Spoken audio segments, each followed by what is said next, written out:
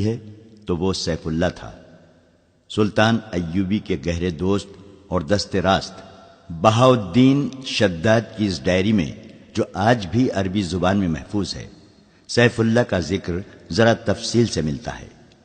یہ شخص جس کا نام کسی باقاعدہ تاریخ میں نہیں ملتا، سلطان صلاح الدین ایوبی کی وفات کے بعد 17 سال زندہ رہا۔ واقعہ نگار لکھتے ہیں کہ اس نے عمر کے یہ آخری 17 سال سلطان ایوبی کی قبر کی مجاوری میں گزار دیے تھے۔ اس نے وصیت کی تھی کہ وہ مر جائے تو اسے سلطان کے ساتھ دفن کیا جائے، مگر سیف اللہ کی کوئی حیثیت نہیں تھی۔ وہ ایک گمنام انسان تھا جسے عام قبرستان میں دفن کیا گیا، اور وہ وقت جلد ہی آ گیا کہ اس قبرستان پر انسانوں نے بستی آباد کر لی اور قبرستان کا نام و نشان مٹا ڈالا۔ تاریخی لحاظ سے سیف اللہ کی اہمیت یہ تھی کہ وہ سمندر پار سے صلاح الدین ایوبی کو قتل کرنے آیا تھا۔ اس وقت اس کا نام میگنانا ماریوس تھا۔ اس نے اسلام کا صرف نام سنا تھا، اسے کچھ علم نہیں تھا کہ اسلام کیسا مذہب ہے۔ صلیبیوں کے پروپیگنڈے کے مطابق اسے یقین تھا کہ اسلام ایک قابل نفرت مذہب اور مسلمان ایک قابل نفرت فرقہ ہے جو عورتوں کا شیدائی اور انسانی گوشت کھانے کا عادی ہے۔ لہذا میگنانا ماریوس جب کبھی مسلمان کا لفظ سنتا تھا تو وہ نفرت سے تھوک دیا کرتا تھا۔ وہ بے مثال جرأت کا مظاہرہ کرتے ہوئے جب سلطان صلاح الدین ایوبی تک پہنچا تو میگنانا ماریوس قتل ہو گیا اور اس کے مردہ وجود سے سیف اللہ نے جنم لیا۔ تاریخ میں ایسے حکمرانوں کی کمی نہیں جنہیں قتل کیا گیا یا جن پر قاتلانہ حملے ہوئے، لیکن سلطان صلاح الدین ایوبی تاریخ کی ان معدود چند شخصیتوں میں سے ہے جسے قتل کرنے کی کوششیں دشمنوں نے بھی کی اور اپنوں نے بھی، بلکہ اپنوں نے اسے قتل کرنے کی غیروں سے زیادہ سازشیں کی۔ یہ امر افسوسناک ہے کہ سلطان ایوبی کی داستان ایمان افروز کے ساتھ ساتھ ایمان فروشوں کی کہانی بھی چلتی ہے۔ اسی لیے صلاح الدین ایوبی نے بارہا کہا تھا کہ تاریخ اسلام وہ وقت جلد دیکھے گی جب مسلمان رہیں گے تو مسلمان ہی، لیکن اپنا ایمان بیچ ڈالیں گے اور صلیبی ان پر حکومت کریں گے۔ آج ہم وہ وقت دیکھ رہے ہیں۔ سیف اللہ کی کہانی اس وقت سے شروع ہوتی ہے جب سلطان ایوبی نے صلیبیوں کا متحدہ بیڑا بحر روم میں نظر آب و آتش کیا تھا۔ ان کے کچھ بحری جہاز بچ کر نکل گئے تھے۔ سلطان ایوبی بحر روم کے ساحل پر اپنی فوج کے ساتھ موجود رہا اور سمندر میں سے زندہ نکلنے والے صلیبیوں کو گرفتار کرتا رہا۔ ان میں 7 لڑکیاں بھی تھیں جن کا تفصیلی ذکر آپ پڑھ چکے ہیں۔ مصر میں سلطان کی سوڈانی سپاہ نے بغاوت کر دی جسے سلطان نے دبا لیا۔ اسے سلطان زنگی کی بھیجی ہوئی کمک بھی مل گئی۔ وہ اب صلیبیوں کے عزائم کو ختم کرنے کے منصوبے بنانے لگا۔ بحر روم کے پار روم شہر کے مضافات میں صلیبی سربراہوں کی کانفرنس ہو رہی تھی۔ ان میں شاہ اگسٹس تھا، شاہ ریمانڈ اور شہنشاہ لوئی ہفتم کا بھائی رابرٹ بھی تھا۔ اس کانفرنس میں سب سے زیادہ قہر و غضب میں آیا ہوا ایک شخص تھا جس کا نام ایملرک تھا۔ وہ صلیبیوں کے اس متحدہ بیڑے کا کمانڈر تھا جو مصر پر فوج کشی کے لیے گیا تھا، مگر صلاح الدین ایوبی ان پر ناگہانی آفت کی طرح ٹوٹ پڑا اور اس بیڑے کے ایک بھی سپاہی کو مصر کے ساحل پر قدم نہ رکھنے دیا۔ مصر کے ساحل پر جو صلیبی پہنچے وہ سلطان ایوبی کے ہاتھ میں جنگی قیدی تھے۔ صلیبیوں کی کانفرنس میں ایملرک کے ہونٹ کانپ رہے تھے۔ اس کا بیڑا غرق ہوئے 15 دن گزر گئے تھے۔ وہ 15ویں دن اٹلی کے ساحل پر پہنچا تھا۔ سلطان ایوبی کے آتشی تیر اندازوں نے اس کے جہاز کے بادبان اور مستول جلا ڈالے تھے۔ یہ تو اس کی خوش قسمتی تھی کہ اس کے ملاحوں اور سپاہیوں نے آگ پر قابو پا لیا تھا اور وہ جہاز کو بچا لے گئے تھے، مگر بادبانوں کے بغیر جہاز سمندر پر ڈولتا رہا۔ پھر طوفان آ گیا۔ اس کے بچنے کی کوئی صورت نہیں رہی تھی۔ بہت سے بچے کچے جہاز اور کشتیاں اس طوفان میں غرق ہو گئی تھیں۔ یہ ایک معجزہ تھا کہ ایملرک کا جہاز ڈولتا، بھٹکتا، ڈوب ڈوب کر ابھرتا اٹلی کے ساحل سے جا لگا تھا۔ اس میں اس کے ملاحوں کا بھی کمال شامل تھا۔ انہوں نے چپوؤں کے زور پر جہاز کو قابو میں رکھا تھا۔ ساحل پر پہنچتے ہی اس نے ان تمام ملاحوں اور سپاہوں کو بے دریغ انعام دیا۔ صلیبی سربراہ وہیں اس کے منتظر تھے۔ وہ اس پر غور کرنا چاہتے تھے کہ انہیں دھوکہ کس نے دیا ہے۔ ظاہر ہے کہ شک سوڈانی سالار ناجی پر ہی ہو سکتا تھا۔ اسی کے خط کے مطابق انہوں نے حملے کے لیے بیڑا روانہ کیا تھا، مگر ان کے ساتھ ناجی کا تحریری رابطہ پہلے بھی موجود تھا۔ انہوں نے ناجی کے اس خط کی تحریر پہلے کے 2 خطوں سے ملائی تو انہیں شک ہوا کہ یہ کوئی گڑبڑ ہے۔ انہوں نے قاہرہ میں جاسوس بھیج رکھے تھے، مگر ان کے طرف سے بھی کوئی اطلاع نہیں ملی تھی۔ انہیں یہ بتانے والا کوئی نہ تھا کہ سلطان صلاح الدین ایوبی نے ناجی اور اس کے سازشی سالاروں کو خفیہ طریقے سے مروا دیا اور رات کی تاریکی میں گمنام قبروں میں دفن کر دیا تھا، اور صلیبی سربراہوں اور بادشاہوں کے وہم و گمان میں بھی یہ بات نہیں آ سکتی تھی کہ جس خط پر انہوں نے بیڑا روانہ کیا تھا وہ خط ناجی کا ہی تھا، مگر حملے کی تاریخ سلطان ایوبی نے تبدیل کر کے لکھی تھی۔ جاسوسوں کو ایسی معلومات کہیں سے بھی نہیں مل سکتی تھیں۔ یہ کانفرنس کسی نتیجے پر نہ پہنچ سکی۔ ایملر کے منہ سے بات تک نہیں نکلی تھی۔ وہ شکست خوردہ تھا، غصے میں بھی تھا اور تھکا ہوا بھی تھا۔ کانفرنس اگلے روز کے لیے ملتوی کر دی گئی۔ رات کے وقت یہ تمام سربراہ شکست کا غم شراب میں ڈوبو رہے تھے۔ ایک آدمی اس محفل میں آیا، اسے صرف ریمانڈ جانتا تھا۔ وہ ریمانڈ کا قابل اعتماد جاسوس تھا۔ وہ حملے کی شام مصر کے ساحل پر اترا تھا۔ اس سے تھوڑی ہی دیر بعد صلیبیوں کا بیڑا آیا اور اس کی آنکھوں کے سامنے یہ بیڑا سلطان ایوبی کی قلیل فوج کے ہاتھوں تباہ ہوا تھا۔ یہ جاسوس مصر کے ساحل پر رہا اور اس نے بہت سی معلومات مہیا کر لی تھی۔ ریمانڈ نے اس کا تعارف کرایا تو سب اس کے گرد جمع ہو گئے۔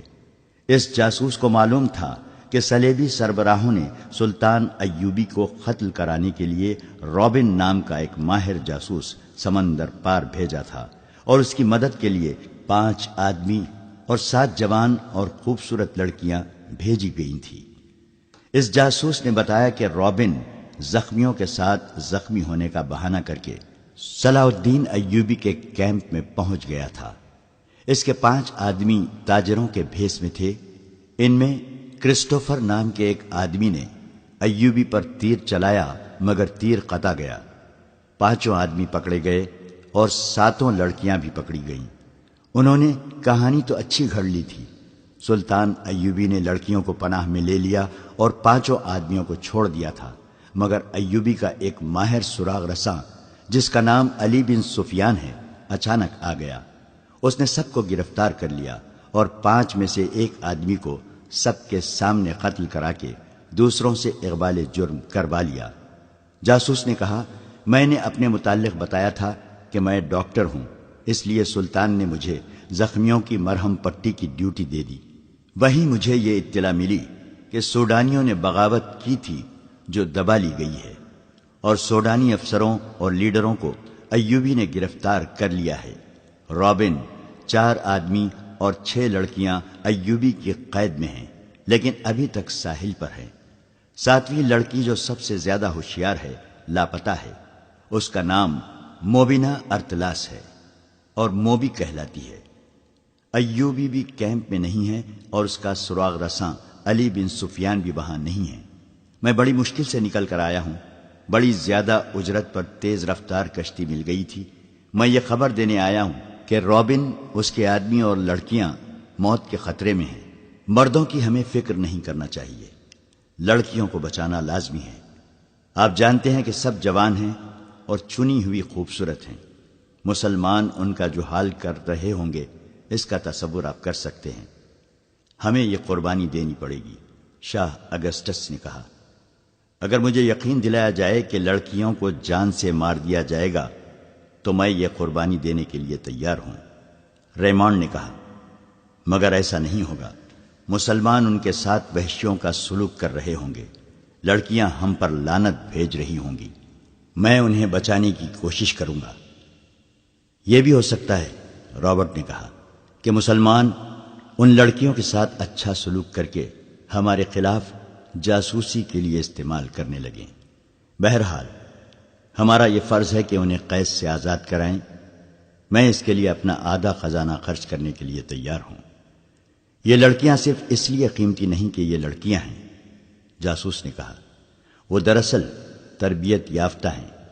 اتنے خطرناک کام کے لیے ایسی لڑکیاں ملتی کہاں ہیں؟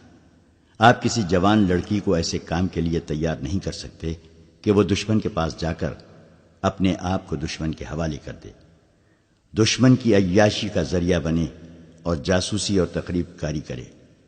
اس کام میں عزت تو سب سے پہلے دینی پڑتی ہے، اور یہ خطرہ تو ہر وقت لگا رہتا ہے کہ جو ہی دشمن کو پتہ چلے گا کہ یہ لڑکی جاسوس ہے تو اسے اذیتیں دی جائیں گی، پھر اسے جان سے مار دیا جائے گا۔ ان لڑکیوں کو ہم نے زر کثیر صرف کر کے حاصل کیا، پھر ٹریننگ دی تھی اور انہیں بڑی محنت سے مصر اور عرب کی زبان سکھائی تھی۔ ایک ہی بار 7 تجربے کار لڑکیوں کو ضائع کرنا عقل مندی نہیں ہے۔ کیا تم اعتماد سے کہہ سکتے ہو کہ لڑکیوں کو ایوبی کے کیمپ سے نکالا جا سکتا ہے؟ اگسٹس نے پوچھا۔ جی ہاں، جاسوس نے کہا، نکالا جا سکتا ہے۔ اس کے لیے غیر معمولی طور پر دلیر اور پختہ کار آدمیوں کی ضرورت ہے، مگر یہ بھی ہو سکتا ہے کہ وہ 1-2 دنوں تک رابن، اس کے 4 آدمیوں اور لڑکیوں کو قاہرہ لے جائیں۔ وہاں سے نکالنا بہت ہی مشکل ہوگا۔ اگر ہم وقت ضائع نہ کریں تو ہم انہیں کیمپ میں ہی جا لیں گے۔ آپ مجھے 20 آدمی دے دیں، میں ان کی رہنمائی کروں گا، لیکن آدمی ایسے ہوں جو جان پر کھیلنا جانتے ہوں۔ ہمیں ہر قیمت پر ان لڑکیوں کو واپس لانا ہے، ایملرک نے گرج کر کہا۔ اس پر بحر روم میں جو بیتی تھی اس کا وہ انتقام لینے کو پاگل ہوا جا رہا تھا۔ وہ صلیبیوں کے متحدہ بیڑے اور اس بیڑے میں سوار لشکر کا سپریم کمانڈر بن کر اس امید پر گیا تھا کہ مصر کی فتح کا صحرا اس کے سر بندھے گا، مگر صلاح الدین ایوبی نے اسے مصر کے ساحل کے قریب بھی نہ جانے دیا۔ وہ جلتے ہوئے جہاز میں زندہ جل جانے سے بچا تو طوفان میں گر گیا۔ اب بات کرتے اس کے ہونٹ کانپتے تھے اور وہ زیادہ تر باتیں میز پر مکے مار مار کر یا اپنی راند پر زور زور سے ہاتھ مار کر اپنے جذبات کا اظہار کرتا تھا۔ اس نے کہا، میں لڑکیوں کو بھی لاؤں گا اور صلاح الدین ایوبی کو قتل بھی کراؤں گا۔ میں انہی لڑکیوں کو مسلمانوں کی سلطنت کی جڑیں کھوکھلی کرنے کے لیے استعمال کروں گا۔ میں سچے دل سے آپ کی تائید کرتا ہوں شاہ ایملرک، ریمانڈ نے کہا۔ ہمیں تربیت یافتہ لڑکیوں کو اتنی آسانی سے ضائع نہیں کرنا چاہیے، نہ ہم کریں گے۔ آپ سب کو اچھی طرح معلوم ہے کہ شام کے حرموں میں ہم کتنی لڑکیاں داخل کر چکے ہیں۔ کئی مسلمان گورنر اور امیر ان لڑکیوں کے ہاتھ میں کھیل رہے ہیں۔ بغداد میں یہ لڑکیاں عمرہ کے ہاتھوں میں ایسے متعدد افراد کو قتل کرا چکی ہیں جو صلیب کے خلاف نعرہ لے کر اٹھے تھے۔ مسلمانوں کی خلافت کو ہم نے عورت اور شراب سے 3 حصوں میں تقسیم کر دیا ہے۔ ان میں اعتماد نہیں رہا، وہ عیش و عشرت میں غرق ہوتے جا رہے ہیں۔ صرف 2 آدمی ہیں جو اگر زندہ رہے تو ہمارے لیے مستقل خطرہ بنے رہیں گے، ایک نور الدین زنگی اور دوسرا صلاح الدین ایوبی۔ اگر ان دونوں میں سے ایک بھی زیادہ دیر تک زندہ رہا تو ہمارے لیے اسلام کو ختم کرنا آسان نہیں ہوگا۔ اگر صلاح الدین ایوبی نے سوڈانیوں کی بغاوت دبا لی ہے تو اس کا مطلب یہ ہے کہ یہ شخص اس حد سے زیادہ خطرناک ہے جس حد تک ہم اسے سمجھتے رہے ہیں۔ ہمیں میدان جنگ سے ہٹ کر تخریب کاری کا محاذ بھی کھولنا پڑے گا۔ مسلمانوں میں تفرقہ اور بے اطمینانی پھیلانے کے لیے ہمیں ان لڑکیوں کی ضرورت ہے۔ ہمیں اپنے کامیاب تجربوں سے فائدہ اٹھانا چاہیے۔ لوئی ہفتم کے بھائی رابرٹ نے کہا، عرب میں ہم مسلمانوں کی کمزوریوں سے فائدہ اٹھا چکے ہیں۔ مسلمان عورت، شراب اور دولت سے اندھا ہو جاتا ہے۔ مسلمان کو مارنے کا بہترین طریقہ یہ ہے کہ اسے مسلمان کے ہاتھوں مرواؤ۔ مسلمان کو ذہنی عیاشی کا سامان مہیا کر دو تو وہ اپنے دین اور ایمان سے دستبردار ہو جاتا ہے۔ تم مسلمانوں کا ایمان آسانی سے خرید سکتے ہو۔ اس نے عرب کے کئی عمرا اور وزراء کی مثالیں دی جنہیں صلیبیوں نے عورت، شراب اور دولت سے خرید لیا تھا، انہیں اپنا درپردہ دوست بنا لیا تھا۔ کچھ دیر مسلمانوں کی کمزوریوں کے متعلق باتیں ہوئیں، پھر لڑکیوں کو آزاد کرانے کے عملی پہلوؤں پر غور ہوا۔ آخر یہ طے پایا کہ 20 نہایت دلیر آدمی اس کام کے لیے روانہ کیے جائیں اور وہ اگلی شام تک روانہ ہو جائیں۔ اسی وقت 4-5 کمانڈروں کو بلایا گیا، انہیں اصل مقصد اور مہم بتا کر کہا گیا کہ 20 آدمی منتخب کریں۔ کمانڈروں نے تھوڑی دیر اس مہم کے خطروں کے متعلق بحث مباحثہ کیا۔ ایک کمانڈر نے کہا، ہم پہلے ہی ایک ایسی فورس تیار کر رہے ہیں جو مسلمانوں کے کیمپوں پر شب خون مارا کرے گی اور ان کی متحرک فوج پر بھی رات کو حملے کر کے پریشان کرتی رہے گی۔ اس فورس کے لیے ہم نے چند ایک آدمی منتخب کیے ہیں، لیکن یہ آدمی 100% قابل اعتماد ہونے چاہیے۔ اگسٹس نے کہا، وہ ہماری تمہاری نظروں سے اوجھل ہو کر یہ کام کریں گے، اور یہ بھی ہو سکتا ہے کہ وہ کچھ بھی نہ کریں اور واپس آ کر کہیں کہ وہ بہت کچھ کر آئے ہیں۔ آپ یہ سن کر حیران ہوں گے، ایک کمانڈر نے کہا کہ ہماری فوج میں ایسے سپاہی بھی ہیں جنہیں ہم نے جیل خانوں سے حاصل کیا ہے۔ یہ ڈاکو، چور اور رہزن تھے، انہیں بڑی بڑی لمبی سزائیں دی گئی تھیں، انہیں جیل خانوں میں مرنا ہی تھا۔ ہم نے ان سے بات کی تو وہ جوش و خروش سے فوج میں آ گئے۔ آپ کو شاید یہ معلوم کر کے بھی حیرت ہو کہ ناکام حملے میں ان سزا یافتہ مجرموں نے بڑی بہادری سے کئی جہاز بچائے ہیں۔ میں لڑکیوں کو مسلمانوں سے آزاد کرانے کی مہم میں ایسے 3 آدمی بھیجوں گا۔ مورخوں نے لکھا ہے کہ مسلمانوں میں عیش و عشرت کا رجحان بڑھ گیا اور اتحاد ختم ہو رہا تھا۔ عیسائیوں نے مسلمانوں کو اخلاقی تباہی تک پہنچانے میں ذہنی عیاشی کا ہر سامان مہیا کیا۔ اب انہیں یہ توقع تھی کہ مسلمانوں کو ایک ہی حملے میں ختم کر دیں گے، چنانچہ ان کے خلاف عیسائی دنیا میں نفرت کی طوفانی مہم چلائی گئی اور ہر کسی کو اسلام کے خلاف جنگ میں شریک ہونے کی دعوت دی گئی۔ اس کے جواب میں معاشرے کے ہر شعبے کے لوگ صلیبی لشکر میں شامل ہونے لگے۔ ان میں پادری بھی شامل ہوئے اور عادی مجرم بھی گناہوں سے توبہ کر کے مسلمانوں کے خلاف مسلح ہو گئے۔ بعض ملکوں کے جیل خانوں میں جو مجرم لمبی قید کی سزائیں بھگت رہے تھے وہ بھی فوج میں بھرتی ہو گئے۔ ان مجرموں کے متعلق عیسائیوں کا تجربہ غالباً اچھا تھا، جس کے پیش نظر ایک کمانڈر نے لڑکیوں کو آزاد کرانے اور سلطان صلاح الدین ایوبی کو قتل کرنے کے لیے قیدی مجرموں کا انتخاب کیا تھا۔ صبح تک 20 انتہائی دلیر اور ذہین آدمی چن لیے گئے۔ ان میں میگنانا ماریوس بھی تھا، جسے روم کے جیل خانے سے لایا گیا تھا۔ اس جاسوس کو جو ڈاکٹر کے بہروپ میں سلطان ایوبی کے کیمپ میں رہا اور فرار ہو آیا تھا، اس کو کمانڈو پارٹی کا کمانڈر اور گائیڈ مقرر کیا گیا۔ اس پارٹی کو یہ مشن دیا گیا کہ لڑکیوں کو مسلمانوں کی قید سے نکالنا ہے۔ اگر رابن اور اس کے 4 ساتھیوں کو بھی آزاد کرایا جا سکے تو کرا لینا، ورنہ ان کے لیے کوئی خطرہ مول لینے کی ضرورت نہیں۔ دوسرا مشن تھا صلاح الدین کا قتل۔ اس پارٹی کو کوئی عملی ٹریننگ نہ دی گئی، صرف زبانی ہدایت اور ضروری ہتھیار دے کر اسی روز ایک بادبانی کشتی میں ماہی گیروں کے بھیس میں روانہ کر دیا گیا۔ جس وقت یہ کشتی اٹلی کے ساحل سے روانہ ہوئی، سلطان صلاح الدین ایوبی سوڈانیوں کی بغاوت کو مکمل طور پر دبا چکا تھا۔ سوڈانیوں کے بہت سے کماندار مارے گئے یا زخمی ہو گئے تھے اور بہت سے سلطان ایوبی کے دفتر کے سامنے کھڑے تھے۔ انہوں نے ہتھیار ڈال کر شکست اور سلطان ایوبی کی اطاعت قبول کر لی تھی۔ وہ سلطان کے حکم کے منتظر تھے۔ سلطان اندر بیٹھا اپنے سالاروں وغیرہ کو احکام دے رہا تھا۔ علی بن سفیان بھی موجود تھا۔ اس فتح میں اس کا بہت بڑا دخل تھا۔ صلیبیوں کو شکست دینے میں بھی اس کے نظام جاسوسی نے بہت کام کیا تھا، بلکہ یہ دونوں کامیابیاں جاسوسی کے نظام کی ہی کامیابیاں تھیں۔ سلطان ایوبی کو جیسے اچانک کچھ یاد آ گیا ہو، اس نے علی بن سفیان سے کہا، علی، ہمیں ان جاسوس لڑکیوں اور ان کے ساتھیوں کے متعلق سوچنے کا وقت ہی نہیں ملا۔ وہ ابھی تک ساحل پر قیدی کیمپ میں ہیں۔ ان سب کو فوراً یہاں لانے کا بندوبست کرو اور تہہ خانے میں ڈال دو۔ میں ابھی پیغام بھجوا دیتا ہوں۔ علی بن سفیان نے کہا، ان سب کو یہاں پہرے میں بلا لیتا ہوں۔ سلطان، آپ شاید 7ویں لڑکی کو بھول گئے ہیں۔ وہ سوڈانیوں کے کماندار بالیان کے پاس تھی۔ اسی لڑکی سے جاسوسوں اور بغاوت کا انکشاف ہوا تھا۔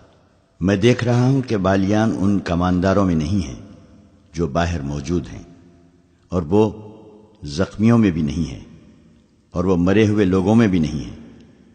مجھے شک ہے کہ 7ویں لڑکی جس کا نام فخر المصری نے موبی بتایا تھا، بالیان کے ساتھ کہیں روپوش ہو گئی ہے۔ اپنا شک رفع کرو علی، سلطان ایوبی نے کہا۔ یہاں مجھے اب تمہاری ضرورت نہیں ہے۔ بالیان لاپتہ ہے تو وہ بحر روم کی طرف نکل گیا ہوگا۔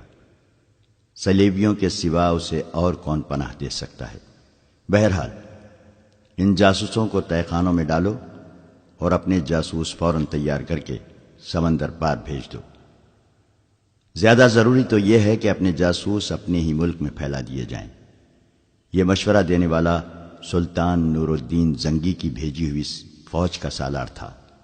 اس نے کہا، ہمیں صلیبیوں کی طرف سے اتنا خطرہ نہیں ہے جتنا اپنے مسلمان امراء سے ہے۔ اپنے جاسوس ان کے حرموں میں داخل کر دیے جائیں تو بہت سی سازشیں بے نقاب ہوں گی۔ اس نے تفصیل سے بتایا کہ یہ خود ساختہ حکمران کس طرح صلیبیوں کے ہاتھوں میں کھیل رہے ہیں۔ سلطان زنگی اکثر پریشان رہتے ہیں کہ باہر کے حملوں کو روکیں یا اپنے گھر کو اپنے ہی چراغ سے جلنے سے بچائیں۔ سلطان ایوبی نے یہ رویداد غور سے سنی اور کہا، اگر تم لوگ جن کے پاس ہتھیار ہیں دیانت دار اور اپنے مذہب سے مخلص رہے تو باہر کے حملے اور اندر کی سازشیں قوم کا کچھ نہیں بگاڑ سکتی۔ تم اپنی نظر سرحدوں سے دور آگے لے جاؤ۔ سلطنت اسلامیہ کی کوئی سرحد نہیں۔ تم نے جس روز اپنے آپ کو اور خدا کے اس عظیم مذہب اسلام کو سرحدوں میں پابند کر لیا، اس روز سے یوں سمجھو کہ تم اپنے ہی قید خانے میں قید ہو جاؤ گے۔ پھر تمہاری سرحدیں سکڑنے لگے گی۔ اپنی نظریں بحر روم سے آگے لے جاؤ۔ سمندر تمہارا راستہ نہیں روک سکتے۔ گھر کے چراغوں سے نہ ڈرو، یہ تو ایک پھونک سے گل ہو جائیں گے۔ ان کی جگہ ہم ایمان کے چراغ روشن کریں گے۔ ہمیں امید ہے کہ ہم ایمان فروشی کو روک لیں گے سلطان محترم۔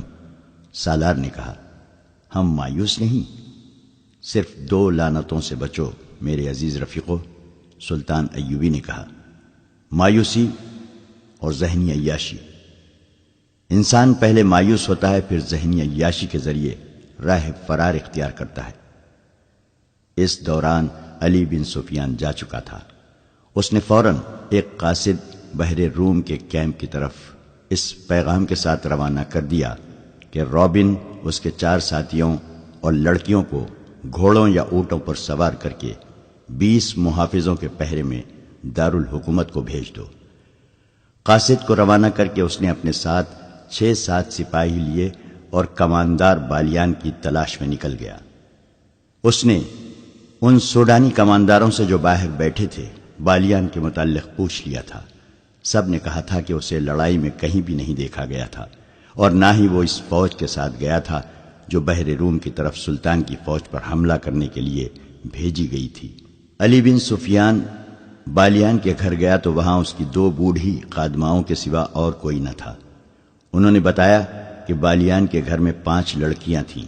ان میں جس کی عمر ذرا زیادہ ہو جاتی تھی وہ اسے غائب کر دیتا اور اس کی جگہ جوان لڑکی لے آتا تھا۔ ان خادماؤں نے بتایا کہ بغاوت سے پہلے اس کے پاس ایک فرنگی لڑکی آئی تھی جو غیر معمولی طور پر خوبصورت اور ہوشیار تھی۔ بالیان اس کا غلام ہو گیا تھا۔ بغاوت کے 1 روز بعد جب سوڈانیوں نے ہتھیار ڈال دیے تو بالیان رات کے وقت گھوڑے پر سوار ہوا اور دوسرے گھوڑے پر اس فرنگی لڑکی کو سوار کیا، اور معلوم نہیں دونوں کہاں روانہ ہو گئے۔ ان کے ساتھ 7 گھوڑ سوار تھے۔ حرم کی لڑکیوں کے متعلق بوڑھیوں نے بتایا کہ وہ گھر میں جو ہاتھ لگا اٹھا کر لے چلی گئیں۔ علی بن سفیان وہاں سے واپس ہوا تو ایک گھوڑا سر پر دوڑتا آیا اور علی بن سفیان کے سامنے رک گیا۔ اس پر فخر المصری سوار تھا۔ کود کر گھوڑے سے اترا اور ہانپتی کانپتی آواز میں بولا، میں آپ کے پیچھے آیا ہوں۔ میں بھی اسی بدبخت بالیان اور اس کافر لڑکی کو ڈھونڈ رہا تھا۔ میں ان سے انتقام لوں گا۔ جب تک ان دونوں کو اپنے ہاتھوں قتل نہیں کر لوں گا مجھے چین نہیں آئے گا۔ میں جانتا ہوں وہ کدھر گئے ہیں۔ میں نے ان کا پیچھا کیا ہے، لیکن ان کے ساتھ 7 مسلح محافظ ہیں۔ میں اکیلا تھا۔ وہ بحر روم کی طرف جا رہے ہیں، مگر عام راستے سے ہٹ کر جا رہے ہیں۔ اس نے علی بن سفیان کے گھٹنوں پر ہاتھ رکھ کر کہا، خدا کے لیے مجھے صرف 4 سپاہی دے دیں، میں ان کے تعاقب میں جاؤں گا اور انہیں ختم کر کے آؤں گا۔ علی بن سفیان نے اسے اس وعدے سے ٹھنڈا کیا کہ وہ اسے 4 کی بجائے 20 سوار دے گا۔ وہ ساحل سے آگے اتنی جلدی نہیں جا سکتے، میرے ساتھ رہو۔ علی بن سفیان مطمئن ہو گیا کہ یہ تو پتہ چل گیا ہے کہ وہ کس طرف گئے ہیں۔ اس وقت بالیان اس سلیبی لڑکی کے ساتھ، جس کا نام موبی تھا، ساحل کی طرف جانے والے عام راستے سے ہٹ کر دور جا چکا تھا۔ ان علاقوں سے وہ اچھی طرح واقف تھا۔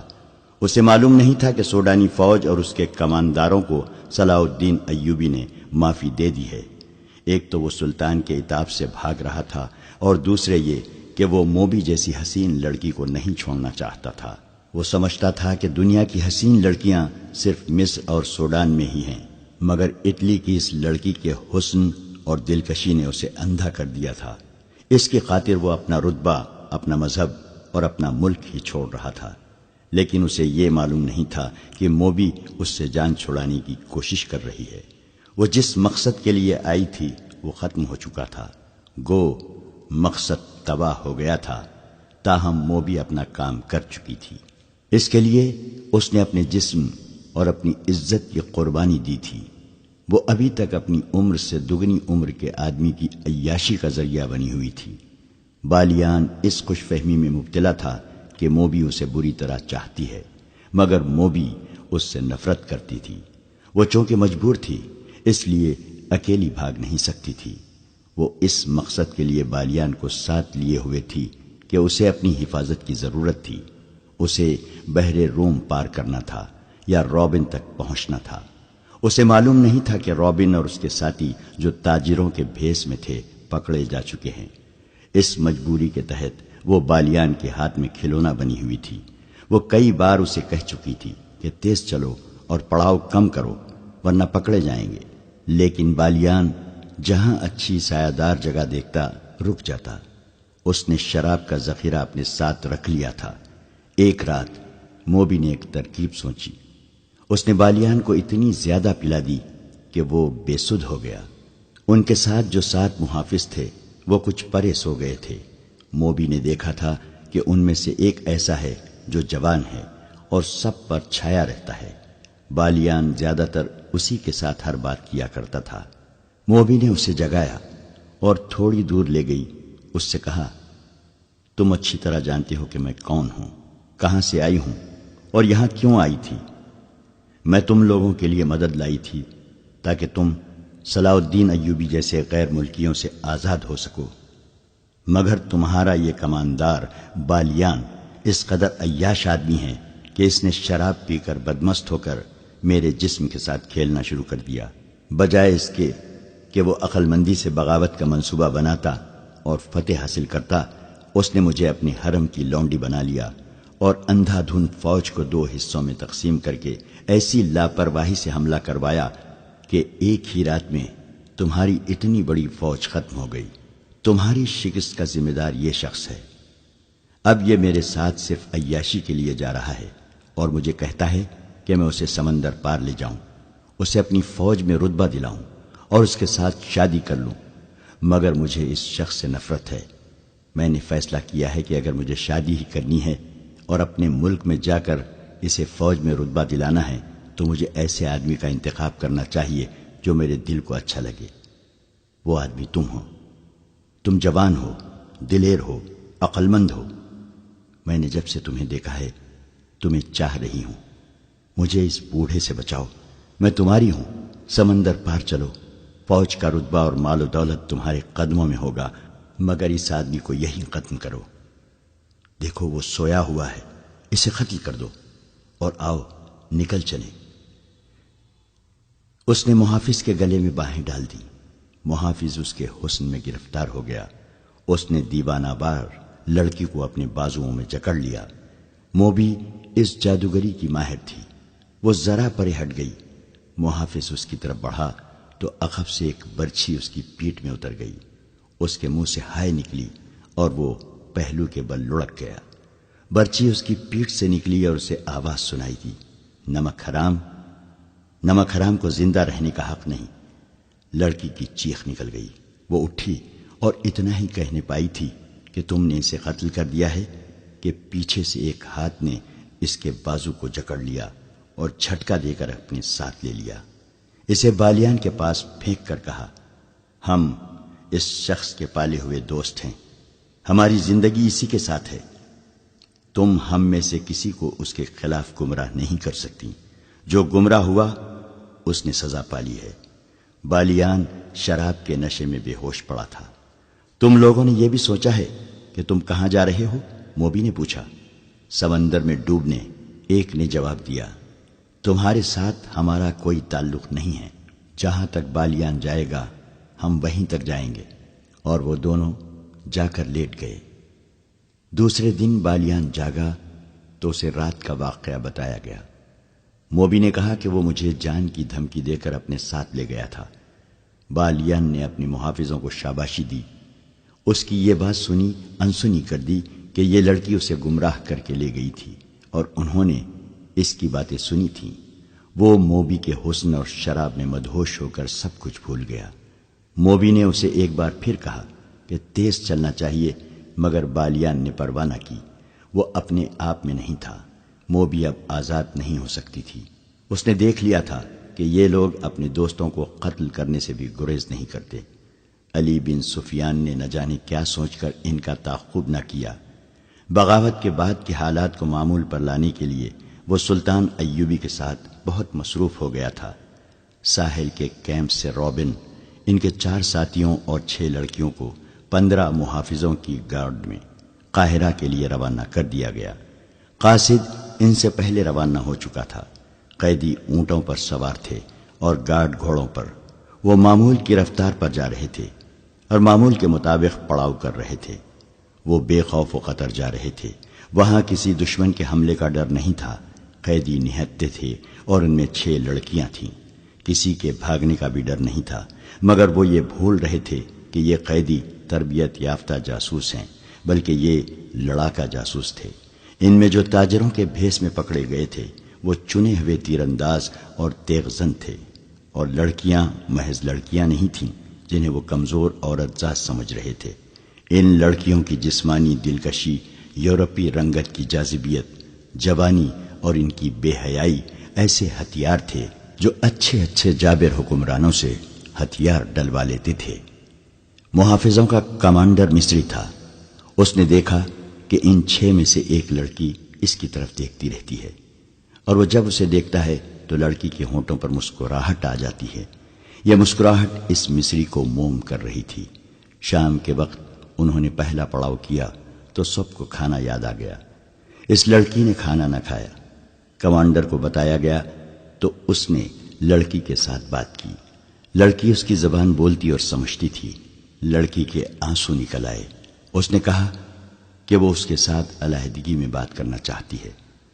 رات کو جب سب سو گئے تو کمانڈر اٹھا۔ اس نے لڑکی کو جگایا اور الگ لے گیا۔ لڑکی نے اسے بتایا کہ وہ ایک مظلوم لڑکی ہے۔ اسے فوجیوں نے ایک گھر سے اغوا کیا اور اپنے ساتھ رکھا، پھر اسے جہاز میں اپنے ساتھ لائے جہاں وہ ایک افسر کی داشتہ بنی رہی۔ دوسری لڑکیوں کے متعلق اس نے بتایا کہ ان کے ساتھ اس کی ملاقات جہاز میں ہوئی تھی۔ انہیں بھی اغوا کر کے لایا گیا تھا۔ اچانک جہازوں پر آگ برسنے لگی اور جہاز جلنے لگا۔ ان لڑکیوں کو ایک کشتی میں بٹھا کر سمندر میں ڈال دیا گیا۔ کشتی انہیں اس ساحل پر لے آئی جہاں انہیں جاسوس سمجھ کر قید میں ڈال دیا گیا۔ یہ وہی کہانی تھی جو تاجروں کے بھیز میں جاسوسوں نے ان لڑکیوں کے متعلق صلاح الدین ایوبی کو سنائی تھی۔ مصری گارڈ کمانڈر کو معلوم نہیں تھا، وہ یہ کہانی پہلی بار سن رہا تھا۔ اسے تو حکم ملا تھا کہ یہ خطرناک جاسوس ہیں، انہیں قاہرہ لے جا کر سلطان کے ایک خفیہ محکمے کے حوالے کرنا ہے۔ اس حکم کے پیش نظر وہ ان لڑکیوں کی یا اس لڑکی کی کوئی مدد نہیں کر سکتا تھا۔ اس نے اس لڑکی کو اپنی مجبوری بتا دی۔ اسے معلوم نہیں تھا کہ لڑکی کی ترکش میں ابھی بہت سے تیر باقی ہیں۔ لڑکی نے کہا میں تم سے کوئی مدد نہیں مانگتی، تم اگر میری مدد کرو گے تو میں تمہیں روک دوں گی، کیونکہ تم مجھے بہت اچھے لگتے ہو۔ میں اپنی خاطر تمہیں کسی مصیبت میں نہیں ڈالنا چاہتی، میرا کوئی غم خوار نہیں۔ میں ان لڑکیوں کو بالکل نہیں جانتی اور ان آدمیوں کو بھی نہیں جانتی۔ تم مجھے رحم دل لگتے ہو اور میرے دل کو بھی اچھے لگتے ہو، اس لیے تمہیں یہ باتیں بتا رہی ہوں۔ اتنی خوبصورت لڑکی کے منہ سے اس قسم کی باتیں سن کر کون سا مرد اپنے آپ میں رہ سکتا ہے؟ یہ لڑکی مجبور بھی تھی، رات کی تنہائی بھی تھی۔ مصری کی مردانگی پگھلنے لگی۔ اس نے لڑکی کے ساتھ دوستانہ باتیں شروع کر دی۔ لڑکی نے ایک اور تیر چلایا اور صلاح الدین ایوبی کے کردار پر زہر اگلنے لگی۔ اس نے کہا میں نے تمہارے گورنر صلاح الدین ایوبی کو اپنی مظلومیت کی یہ کہانی سنائی تھی، مجھے امید تھی کہ وہ میرے حال پر رحم کرے گا، مگر اس نے مجھے اپنے خیمے میں رکھ لیا اور شراب پی کر میرے ساتھ بدکاری کرتا رہا۔ اس وحشی نے میرا جسم توڑ دیا ہے۔ شراب پی کر وہ اتنا وحشی بن جاتا ہے کہ اس میں انسانیت رہتی ہی نہیں۔ مصری کا خون کھولنے لگا۔ اس نے بدک کر کہا ہمیں کہا گیا تھا کہ صلاح الدین ایوبی مومن ہے، فرشتہ ہے، شراب اور عورت سے نفرت کرتا ہے، مجھے اب اس کے پاس لے جایا جا رہا ہے۔ لڑکی نے کہا اگر تمہیں یقین نہ آئے تو رات کو دیکھ لینا کہ میں کہاں ہوں گی، وہ مجھے قید خانے میں نہیں اپنے حرم میں رکھے گا، مجھے اس آدمی سے ڈر آتا ہے۔ اس قسم کی بہت سی باتوں سے لڑکی نے اس مصری کے دل میں صلاح الدین ایوبی کے خلاف نفرت پیدا کر دی اور وہ پوری طرح مصری پر چھا گئی، اس کے دل اور دماغ پر قبضہ کر لیا۔ مصری کو معلوم نہیں تھا کہ یہی ان لڑکیوں کا ہتھیار ہے۔ لڑکی نے آخر میں اس سے کہا اگر تم مجھے اس ذلیل زندگی سے نجات دلا دو تو میں ہمیشہ کے لیے تمہاری ہو جاؤں گی اور میرا باپ تمہیں سونے کے اشرفیوں سے مالا مال کر دے گا۔ اس نے اس کا طریقہ یہ بتایا میرے ساتھ سمندر پار بھاگ چلو، کشتیوں کی کمی نہیں ہے، میرا باپ بہت امیر آدمی ہے، میں تمہارے ساتھ شادی کر لوں گی اور میرا باپ تمہیں نہایت اچھا مکان اور بہت سی دولت دے گا، تم تجارت کر سکتے ہو۔ مصری کو یہ یاد رہ گیا تھا کہ وہ مسلمان ہے۔ اس نے کہا کہ وہ اپنا مذہب ترک نہیں کر سکتا۔ لڑکی نے ذرا سوچ کر کہا میں تمہارے لیے اپنا مذہب چھوڑ دوں گی۔ اس کے بعد وہ فرار اور شادی کا پروگرام بنانے لگی۔ لڑکی نے اسے کہا میں تم پر زور نہیں دیتی، اچھی طرح سوچ لو، میں صرف جاننا چاہتی ہوں کہ میرے دل میں تمہاری جو محبت پیدا ہو گئی ہے اتنی تمہارے دل میں پیدا ہوئی ہے یا نہیں۔ اگر تم مجھے قبول کرنے پر آمادہ ہو سکتے ہو تو سوچ لو اور کوشش کرو کہ قاہرہ تک ہمارا سفر لمبا ہو جائے۔ ہم ایک بار وہاں پہنچ گئے تو پھر تم میری بو بھی نہیں سونگھ سکو گے۔ لڑکی کا مقصد صرف اتنا سا تھا کہ سفر لمبا ہو جائے اور 3 دنوں کی بجائے 6 دن راستے میں ہی گزر جائیں۔ اس کی وجہ یہ تھی کہ رابن اور اس کے ساتھی فرار کی ترکیبیں سوچ رہے تھے۔ وہ اس کوشش میں تھے کہ رات کو سوئے ہوئے محافظوں کے ہتھیار اٹھا کر انہیں قتل کیا جائے، جو ناممکن سا کام تھا، یا ان کے گھوڑے چرا کر بھاگا جائے۔ ابھی تو پہلا ہی پڑاؤ تھا۔ ان کی ضرورت یہ تھی کہ سفر لمبا ہو جائے تاکہ وہ اطمینان سے سوچ سکیں اور عمل کر سکیں۔ اس مقصد کے لیے انہوں نے اس لڑکی کو استعمال کیا۔ وہ محافظوں کے کمانڈر کو قبضے میں لے لی۔ لڑکی نے پہلی ملاقات میں ہی یہ مقصد حاصل کر لیا اور مصری کو منہ مانگی قیمت دے دی۔ مصری کوئی ایسا بڑا رتبہ والا آدمی نہیں تھا، معمولی سا عہدیدار تھا۔ اس نے کبھی خواب میں بھی اتنی حسین لڑکی نہیں دیکھی تھی۔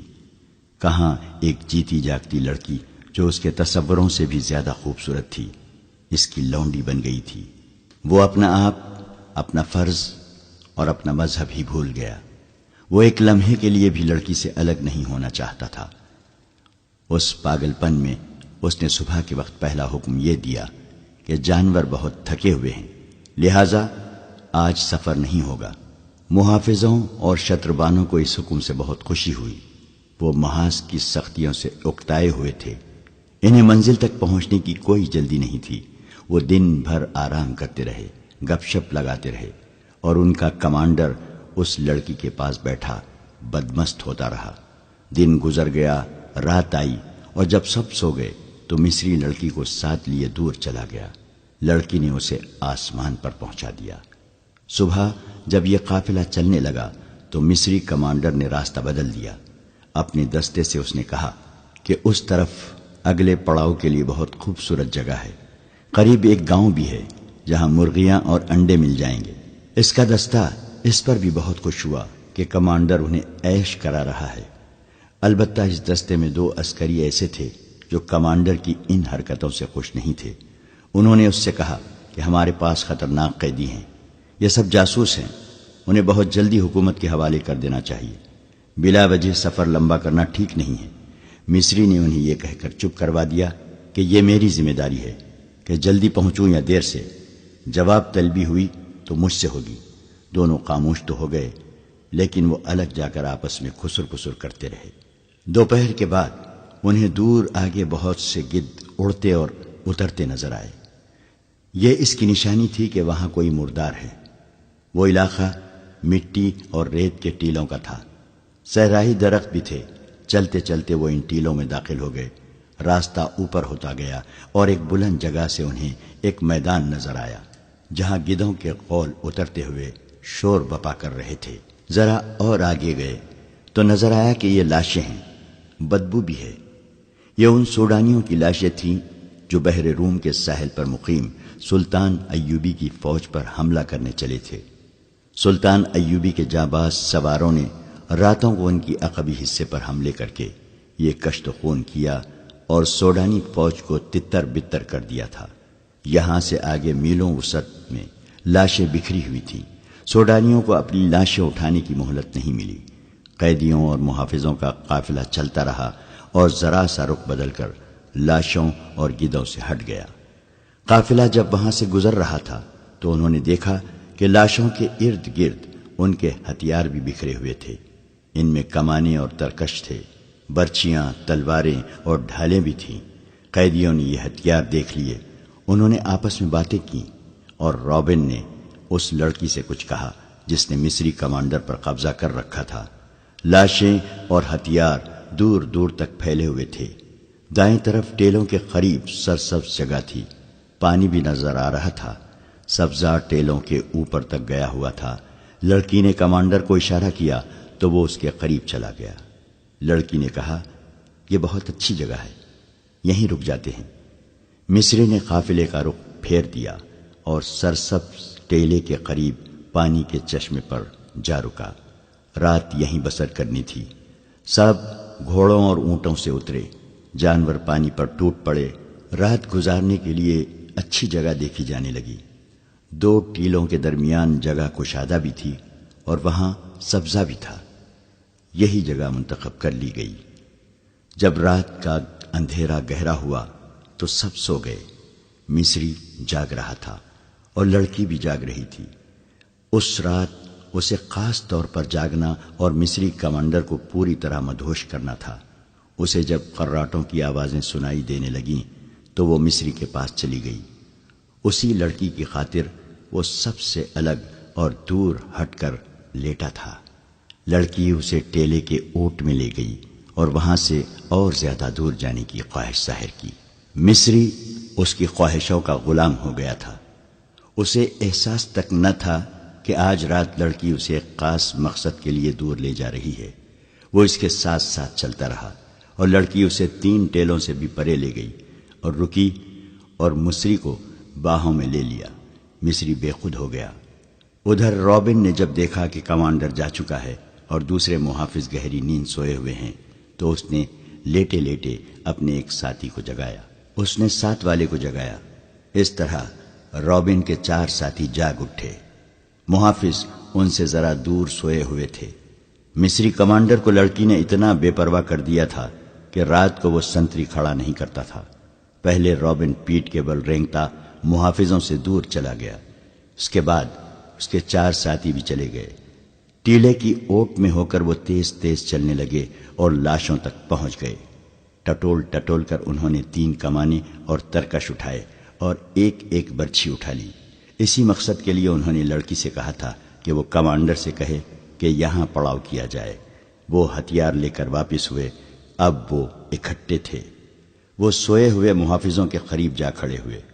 رابن نے ایک محافظ کے سینے میں برچھی مارنے کے لیے برچھی ذرا سا اوپر اٹھائی، باقی 4 بھی ایک محافظ کے سر پر کھڑے تھے۔ یہ نہایت کامیاب چال تھی۔ وہ بیک وقت 4 محافظوں کو ختم کر سکتے تھے اور باقی 11 کے سنبھلنے تک انہیں بھی ختم کرنا مشکل نہیں تھا۔ پیچھے 3 شتربان تھے اور مصری کمانڈر۔ وہ آسان شکار تھے۔ رابن نے جو ہی برچھی اوپر اٹھائی، زناٹا سا سنائی دیا اور ایک تیر رابن کے سینے میں اتر گیا۔ اس کے ساتھ ہی ایک تیر رابن کے ایک ساتھی کے سینے میں لگا۔ وہ ڈولے۔ ان کے 3 ساتھی ابھی دیکھ ہی رہے تھے کہ یہ کیا ہوا کہ 2 اور تیر آئے اور 2 اور قیدی اوندھے ہو گئے۔ آخری قیدی بھاگنے کے لیے پیچھے کو مڑا ہی تھا کہ ایک تیر اس کے پہلو میں اتر گیا۔ یہ کام اتنی خاموشی سے ہو گیا کہ ان محافظوں میں سے کسی کی آنکھ ہی نہ کھلی، جن کے سروں پر موت آن کھڑی ہوئی تھی۔ تیر انداز آگے آئے۔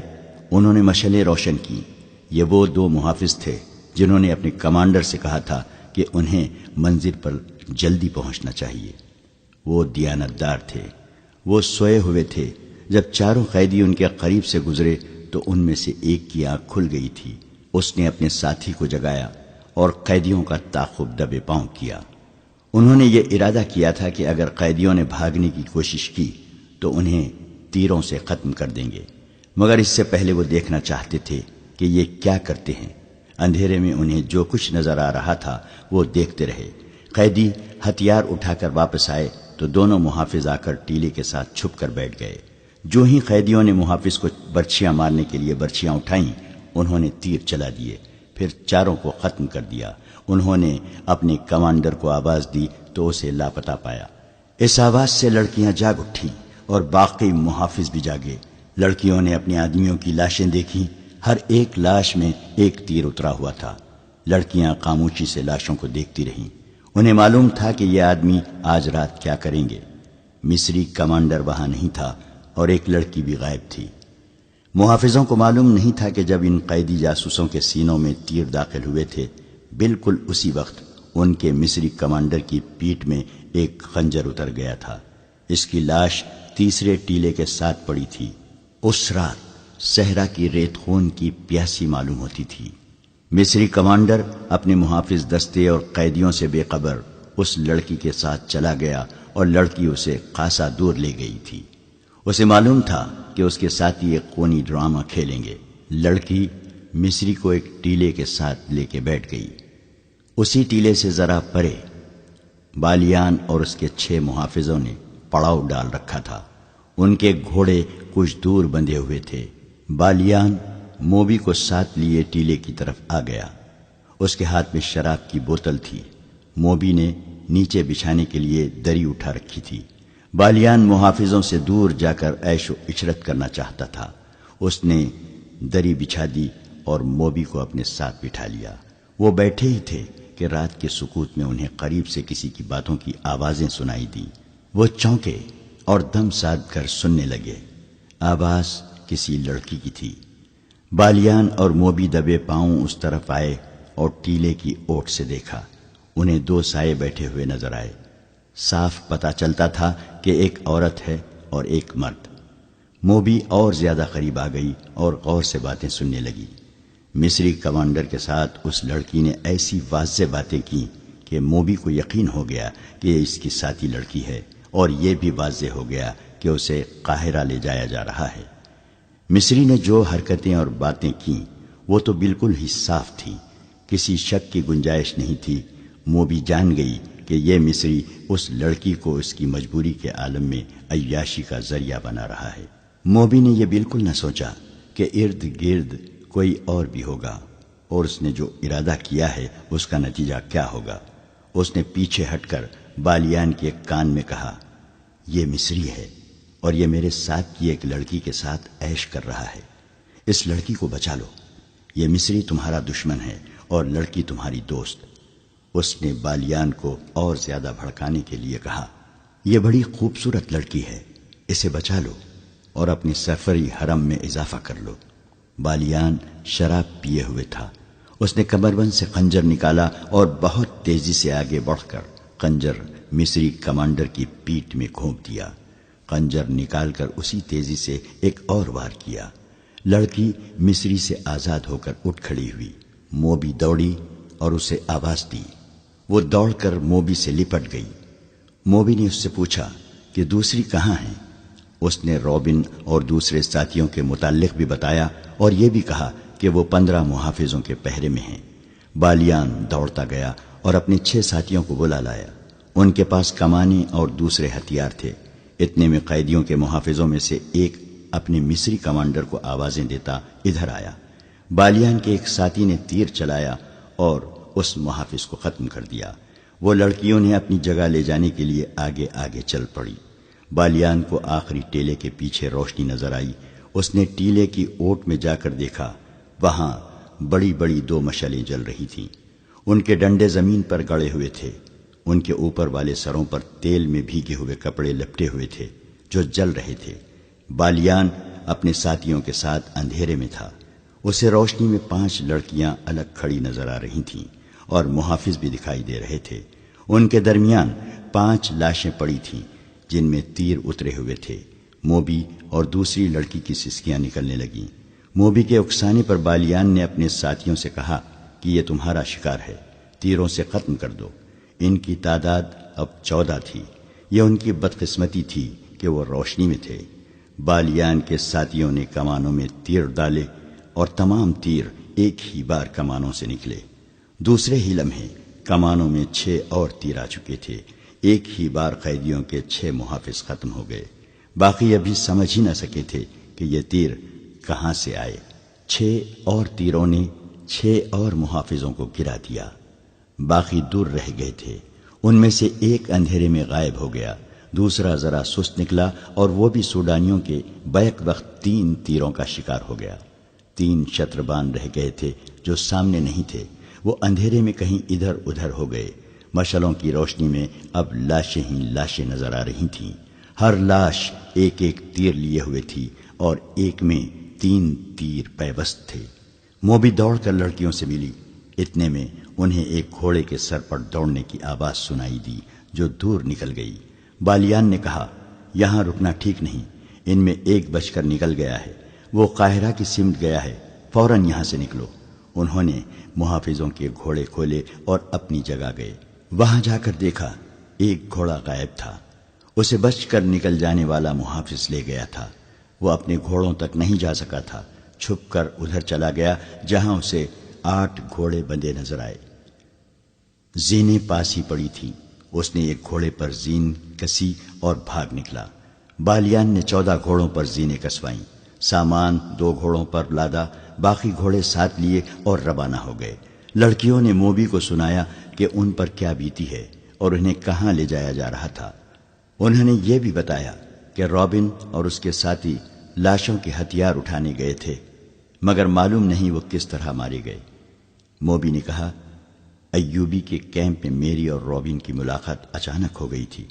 اس نے کہا تھا کہ مجھے یوں نظر آ رہا ہے کہ یسوع مسیح کو ہماری کامیابی منظور ہے، ورنہ ہم اس طرح خلاف توقع نہ ملتے۔ آج ہماری ملاقات بالکل خلاف توقع ہو گئی ہے، لیکن میں یہ نہیں کہوں گی کہ یسوع مسیح کو ہماری کامیابی منظور ہے۔ خدائے یسوع مسیح ہم سے ناراض معلوم ہوتا ہے۔ ہم نے جس کام میں ہاتھ ڈالا وہ چوپٹ ہوا۔ بحر روم میں ہماری فوج کو شکست ہوئی اور مصر میں ہماری دوست سوڈانی فوج کو شکست ہوئی۔ ادھر رابن اور کرسٹوفر جیسے دلیر اور قابل آدمی اور ان کے اتنے اچھے ساتھی مارے گئے۔ معلوم نہیں ہمارا انجام کیا ہوگا۔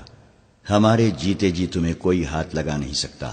بالیان نے کہا، میرے شیروں کا کمال تم نے دیکھ لیا۔ جس وقت قیدیوں کا قافلہ لاشوں کے پاس ٹیلوں میں رکا تھا، اس وقت ساحل پر سلطان ایوبی کی فوج کے کیمپ میں 3 آدمی داخل ہوئے۔ وہ اٹلی کی زبان بولتے تھے۔ ان کا لباس اٹلی کے دیہاتیوں جیسا تھا۔ ان کی زبان کوئی نہیں سمجھتا تھا۔ اٹلی کے جنگی قیدیوں سے معلوم کیا گیا۔ انہوں نے بتایا کہ یہ اٹلی سے آئے ہیں اور اپنی لڑکیوں کو ڈھونڈتے پھر رہے ہیں۔ یہ یہاں کے سالار سے ملنا چاہتے ہیں۔ انہیں بہاؤالدین شداد کے پاس پہنچا دیا گیا۔ صلاح الدین ایوبی کی غیر حاضری میں شداد کیمپ کمانڈر تھا۔ اٹلی کا ایک جنگی قیدی بلایا گیا۔ وہ مصر کی زبان بھی جانتا تھا۔ اس کی وساست سے ان آدمیوں کے ساتھ باتیں ہوئیں۔ ان 3 آدمیوں میں ایک ادھیڑ عمر تھا اور 2 جوان تھے۔ تینوں نے ایک ہی جیسی بات سنائی۔ تینوں کی ایک ایک جوان بہن کو صلیبی فوج ان کے گھروں سے اٹھا لائے تھے۔ انہیں کسی نے بتایا تھا کہ وہ لڑکیاں مسلمانوں کے کیمپ میں پہنچ گئی ہیں۔ یہ اپنی بہنوں کی تلاش میں آئے تھے۔ انہیں بتایا گیا کہ یہاں 7 لڑکیاں آئی تھیں۔ انہوں نے یہی کہانی سنائی تھی، مگر 7ویں جاسوس نکلی۔ ان تینوں نے کہا کہ ہماری بہنوں کا جاسوسی کے ساتھ کوئی تعلق نہیں ہے۔ ہم تو غریب اور مظلوم لوگ ہیں، کسی سے کشتی مانگ کر اتنی دور آئے ہیں۔ ہم غریبوں کی بہنیں جاسوسی کی جرات کیسے کر سکتی ہیں؟ ہمیں ان 7 لڑکیوں کا کچھ پتہ نہیں، معلوم نہیں وہ کون ہوں گی۔ ہم تو اپنی بہنوں کو ڈھونڈ رہے ہیں، ہمارے پاس اور کوئی لڑکی نہیں۔ شداد نے بتایا، یہی 7 لڑکیاں تھیں جن میں سے ایک لاپتہ ہو گئی تھی، اور باقی 6 کو پرسوں صبح یہاں سے روانہ کر دیا گیا ہے۔ اگر انہیں دیکھنا چاہتے ہو تو قاہرہ چلے جاؤ۔ ہمارا سلطان رحم دل انسان ہے، تمہیں لڑکیاں دکھا دے گا۔ نہیں، ایک نے کہا، ہماری بہنیں جاسوس نہیں، وہ 7 کوئی اور ہوں گی۔ ہماری بہنیں سمندر میں ڈوب گئی ہوں گی، یا ہمارے ہی فوجیوں نے انہیں اپنے پاس رکھا ہوا ہوگا۔ بہاؤالدین شداد نیک خصلت انسان تھا۔ اس نے ان دیہاتیوں کی مظلومیت سے متاثر ہو کر ان کی خاطر تواضع کی اور انہیں عزت سے رخصت کیا۔ اگر وہاں علی بن سفیان ہوتا تو ان تینوں کو اتنی آسانی سے نہ جانے دیتا۔ اس کی سراغ رسا نظریں بھانپ لیتی کہ یہ تینوں جھوٹ بول رہے ہیں۔ تینوں چلے گئے، کسی نے بھی نہ دیکھا کہ وہ کہاں گئے ہیں۔